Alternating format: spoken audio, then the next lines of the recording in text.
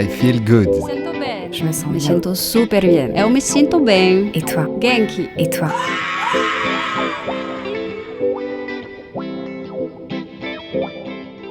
I Feel Good, le podcast qui vous veut du bien, vous donne un éclairage sur le grand éventail des activités de bien-être, développement personnel et spirituel et autres initiatives inspirantes. Ce podcast vous est présenté par Armelle Béraudy.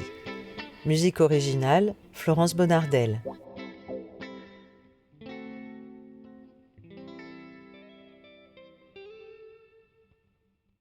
J'ai la joie de rencontrer Eva Lothar aujourd'hui. Eva Lothar, je vais vous demander de vous présenter, puisque vous avez 1000 cordes à votre arc apparemment. Oui. À l'origine, je suis docteur en médecine. J'ai été un médecin malgré lui. Ah, Donc j'ai fait des études de médecine, j'ai tout fait, j'ai fait ma thèse, j'ai fait 2 années d'externat, 1 année ou 2 d'internat, je ne sais plus. Enfin, j'ai fait un nombre de choses.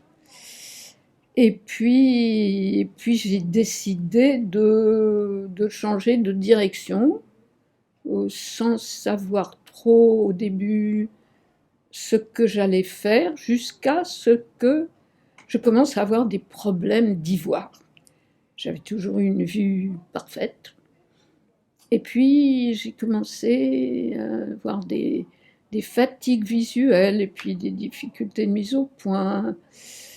Et j'avais pas du tout envie de porter de lunettes. On a essayé de m'en mettre plusieurs fois, mais j'ai jamais supporté. Même des verres de contact dont je me suis débarrassée aussitôt que j'ai pu. Et donc, il m'est tombé un livre qui a été très significatif sous les yeux et sous la main, un livre de Aldous Huxley qui a écrit entre autres le roman Le meilleur des mondes, que la plupart des gens connaissent un petit peu comme livre d'anticipation, et qui s'était sorti de problèmes très sérieux, de problèmes visuels très sérieux, qui lui ont permis de poursuivre une carrière d'écrivain, de conférencier, alors qu'il en était à l'orée de la cécité. Et donc, je connaissais ce livre. Et donc, quand j'ai commencé, moi, à avoir des problèmes banals, de presbytie, on n'a plus le bras assez long, etc., j'ai essayé de trouver où je pourrais apprendre ce genre de choses qui étaient décrites dans le livre. Bon, il n'y a pas de hasard, à partir du moment où on cherche, on trouve. Et c'est venu à moi. J'étais de passage aux États-Unis où j'ai vécu très longtemps. Et puis, j'ai appris qu'il y avait une conférence, un genre de salon Marjolaine, salon bio, salon alternatif. Et l'une des conférencières était celle qui est devenue mon enseignante, Gloria Guin, et donc chez qui j'ai appris à changer ma façon de voir. Et grâce à ça, j'ai pu éviter de porter des lunettes. Et ça fait quand même une 30aine d'années que j'aurais dû commencer à porter des lunettes sérieusement. aujourd'hui, vous ne portez pas du tout de lunettes. Non. D'accord, alors comment vous faites? Quel est votre secret? Eh bien, je pratique ce que j'enseigne. Je pratique la méthode Bates. Ça s'appelle la congruence. La congruence, La oui, c'est ça. congruence, Voilà. oui. Oui, parce vous faites que... ce que vous dites. Absolument. Et en fait, ce que vous venez de dire me donne une idée, c'est-à-dire que non seulement j'enseigne aux autres, mais j'apprends pour pouvoir les enseigner. C'est-à-dire que j'apprends de mon enseignement la façon de les aider. Donc c'est une façon d'échanger, parce que ce sont leurs questions, leurs problèmes qui me permettent d'essayer de les aider à trouver des solutions. Dans le cadre de cette méthode, qui est très strictement structurée, si on peut dire, et qui m'a tellement apporté que j'espère pouvoir continuer à apporter aux autres ce dont moi j'ai bénéficié. Donc vous l'avez fait vous-même évoluer, cette méthode Bates? Oui, enfin, disons que je l'enseigne à la lumière de ce que je suis, de mon passé. de mon passé médical, ce qui me permet quand même d'expliquer les choses d'une autre façon, et puis aussi de mon passé de photographe, de cinéaste, de peintre. Alors suivez mon regard, c'est tout ça, c'est la vision. Cinéma, photo, peinture, c'est on voit, on regarde. Voilà, donc tout ça m'a aidé à faire ma façon d'enseigner, à modeler mon enseignement de la méthode. Alors, quelles sont pour vous les bases de cette méthode Bates? Alors, je vais un petit peu parler du Dr Bates, qui était médecin, qui était ophtalmologiste new-yorkais, qui n'est, je crois, jamais sorti des États-Unis, mais qui a imaginé cette méthode et dans laquelle on trouve étrangement des démarches qui sont proches de certaines techniques de méditation, c'est-à-dire d'observation de soi. Voilà. Et donc, une des choses qu'il avait remarqué en observant ses patients, c'est qu'ils avaient quelques problèmes, qu'ils aient tous la même attitude vis-à-vis de ce qu'on voit. On va essayer de l'agripper, de le faire venir de force. Donc on va faire un effort exagéré, et ce faisant, on va cibler et fixer, c'est-à-dire arrêter le mouvement de l'œil. L'œil est une boule c'est fait pour rouler. Donc, il a observé ça, il a observé les gens qui n'avaient pas besoin de lui, il s'est rendu compte qu'ils arrivent quelque part, ils ont un œil fourmillant qui regarde dans toutes les directions, et il s'est dit, voilà, ces gens-là sont inconscients de bien voir, ils font aucun effort pour voir, alors que les autres, qui sont conscients de ne pas bien voir, essaient d'aller au-delà du problème. Donc, il suffit d'apprendre à ceux qui voient justement mal de dupliquer ce que font les gens, c'est-à-dire rien, pour voir, aucun effort. Ils ne se rendent même pas compte qu'il y a un problème de vision. Alors évidemment, c'est pas évident, c'est pas comme les vases communicants. Dirait quelqu'un, mais je vous en prie, mais vous voyez, c'est tout simple. Mais détendez-vous, relaxez-vous, ça va, tout va bien. Ne faites pas d'efforts. Ils vont dire, mais enfin, vous ne comprenez pas où j'en suis. Donc, il fallait trouver justement des biais pour faire communiquer l'état mental, l'attitude, le comportement des gens qui ont pris des habitudes pour enfreindre le mal-voir, et puis les amener dans la direction de ceux qui font rien pour voir parce que ça vient à eux. Pour moi, les bases, c'est, on pourrait dire 3 mots à trépied. Mouvement, détente, attention. Mouvement, parce que l'œil, on l'a dit tout à l'heure, est fait pour rouler, de par sa forme, il n'est pas statique. Détente, ce qui va justement nous permettre de laisser venir, de nous détendre et de faire venir plutôt que de regarder. On a 2 mots en français qui indiquent la vision. On a le mot regarder et le mot voir. Et si on écoute ces mots-là, regarder, on répète, ça va pas, on répète, ça vient pas, on répète encore, et on garde. On laisse plus partir. On est là férocement, on garde ce qu'on a fait venir avec tout ce mal de répétition. Alors que voir, c'est un petit mot, une seule syllabe. On voit ce qui est évident. Ce qui est évident vient à nous, sans effort. Voilà, donc il y a cette attitude-là, et c'est pour ça que ce deuxième élément du trépied, la détente, est si important. Et donc il y a plusieurs techniques de détente.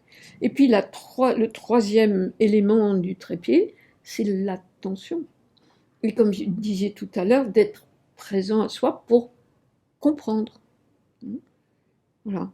Et si vous voulez, le troisième va nous permettre, donc l'attention, va nous permettre de nous observer, d'observer la situation dans laquelle nous sommes, ce que nous désirons, ce que nous souhaitons, mais en nous aidant des 2 autres éléments, c'est-à-dire d'être suffisamment détendu pour accepter de voir et sans juger, et puis de faire certaines choses qui vont permettre à nos yeux de se mettre en route, non pas de les faire bouger.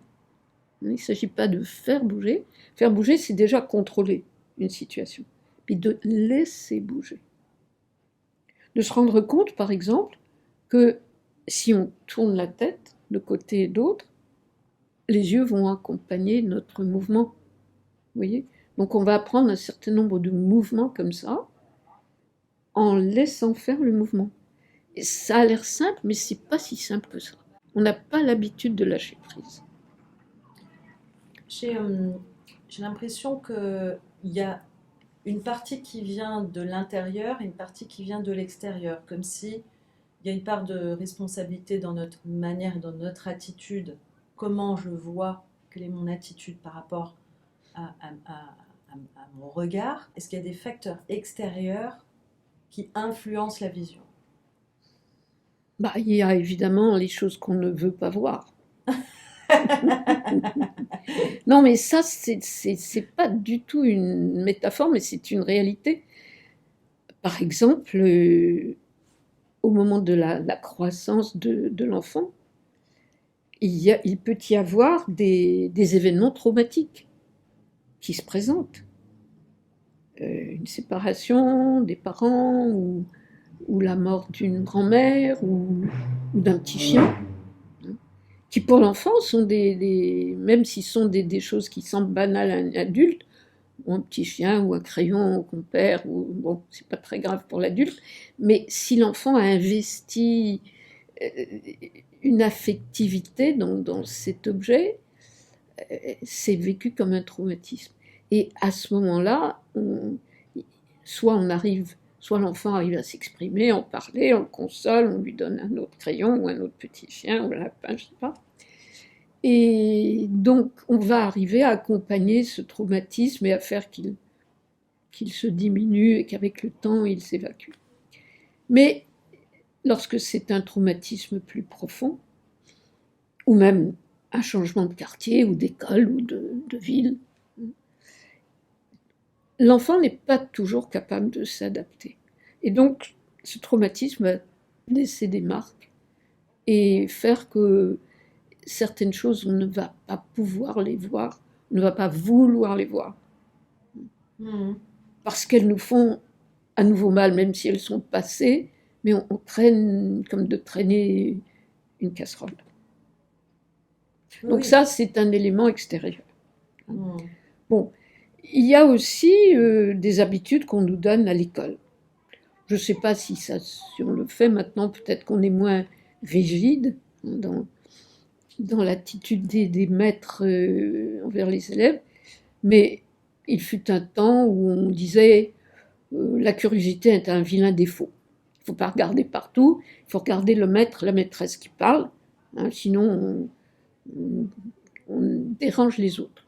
Il y a ça. Il ne faut pas bâiller, c'est pas poli. Alors que bâiller est une des clés de la vision. Voilà. Ça, ce sont des petites choses, si vous voulez, mais ça aussi, ça s'accumule. Et puis, il y a cette habitude qui s'ancre de plus en plus dans le monde médical, c'est qu'il faut tout de suite corriger. Si on voit que l'enfant a des difficultés d'attraper une balle ou de voir l'oiseau sur la branche que d'autres voient, tout de suite, ophtalmo, lunettes, et puis il faut les mettre tout le temps, parce que sinon, ça va s'aggraver.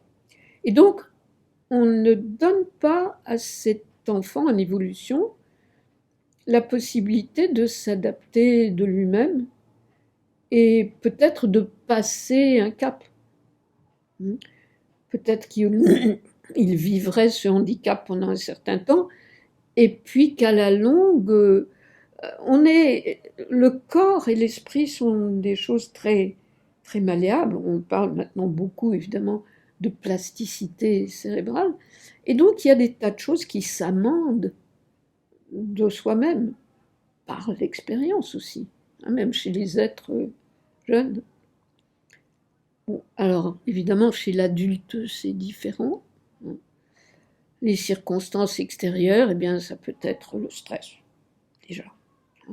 Et le stress, hélas, est omniprésent chez tout le monde, de plus en plus. Le bruit, le stress, le travail qui vous envahit et dont on...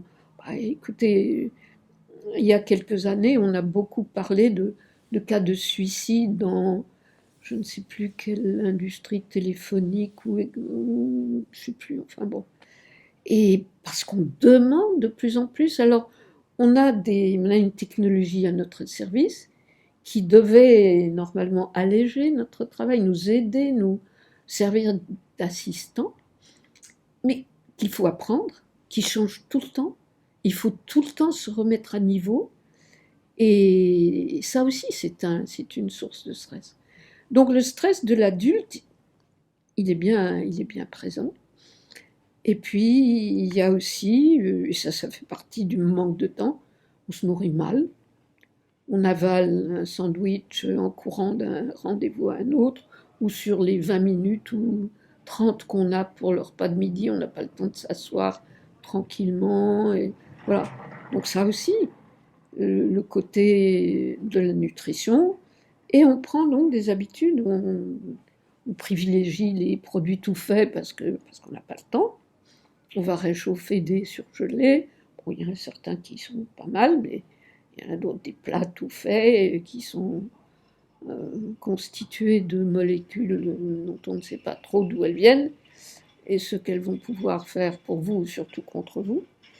Et ces habitudes alimentaires, eh bien, se soldent par des tas de dégâts au niveau psychique et corporel, des obésités chez les jeunes. Le diabète. Oui, c'est ça, et puis des accidents cardiovasculaires, des cancers, etc.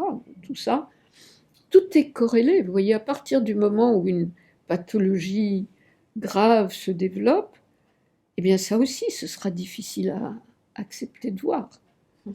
Et ça aura une influence sur la vision. Et le corps s'affaiblissant, et les défenses s'affaiblissant, eh bien on va de plus en plus avoir recours à des béquilles, des prothèses, pour assumer ce que l'œil n'est plus capable de faire. Est-ce que, dans votre expérience, vous avez pu constater que les problèmes de vision étaient des problèmes éphémères? C'est-à-dire, est-ce qu'à un moment donné, c'est ce que j'ai cru lire dans le livre du docteur Bates, qu'il avait fait des tests avec des animaux où il se rendait compte que l'environnement ou les émotions de certains animaux créaient un défaut de vision et que c'était à ce moment donné, et que en sortant de cet environnement ou de ce stress, en fait, la vue redevenait normale. Est-ce qu'il n'y a pas une grosse erreur quand on met des verres et des lunettes à une personne? À un moment donné, peut-être qu'elle arrive, elle est très fatiguée, qu'elle n'a pas dormi, et que du coup, ça influence sa vision à ce moment donné-là. Absolument, absolument. Mais ça se relie avec ce que je vous disais. Il y a des choses que tout d'un coup on ne veut pas voir parce qu'il y a un danger terrible ou un accident devant les yeux. Moi, j'ai eu le cas d'une jeune femme qui avait, je sais pas, environ 15-16 ans, lorsque dans la rue, elle a assisté à un accident mortel de son frère qui a été percuté par un camion, et elle est devenue myope instantanément parce que c'était pas possible de voir ça.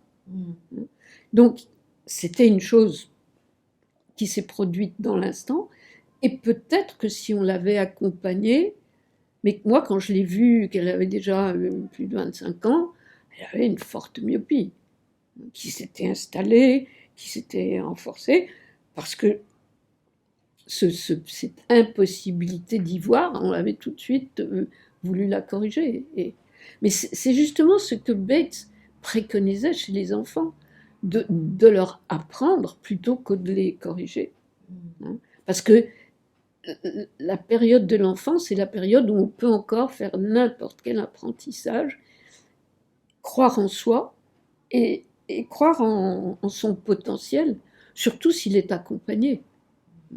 Donc, D'ailleurs, je souligne que cette méthode est une méthode d'éducation à la vision. Absolument. Hein, Oui. vraiment, Oui. vous parlez C'est d'apprentissage. très important de dire ça. Hein. La méthode Bates n'a absolument pas la prétention, même si elle est portée parfois par des médecins, parfois même des ophtalmos. Hein. Je suis médecin de formation, mais je dis à mes élèves, je les appelle des élèves, qu'ils viennent en apprentissage. Ils vont apprendre des choses et qu'ils vont utiliser dans leur quotidien, qu'ils vont mettre en application, comme on apprend à se brosser les dents ou les cheveux, ou à faire des pas de danse, ou à pianoter sur son ordinateur. Et au début, on se dit, bah oui, mais moi je sais pas. Hein. Mais c'est comme, vous savez, conduire. Alors, au début, vous êtes dans une voiture et puis il faut pousser, il faut lâcher le frein, il faut ajuster le miroir, il faut ajuster le miroir latéral. On se dit, mon Dieu, mais dans quel ordre je le fais, j'y arriverai jamais. Et puis au bout de quelques temps, ça se fait sans qu'on y pense. Et puis on démarre et on est sur la route. Donc ça, c'est la même chose. On apprend des choses et puis on va pouvoir les appliquer dans le quotidien. C'est de ça qu'il s'agit. Donc c'est bel et bien, effectivement, une éducation et non pas un processus de traitement ni de guérison. Si on voit comment est fait l'œil, l'œil ne voit rien. Il n'y a pas de vision dans l'œil. On dit l'œil est l'organe de la vision, c'est pas vrai. L'œil reçoit la lumière.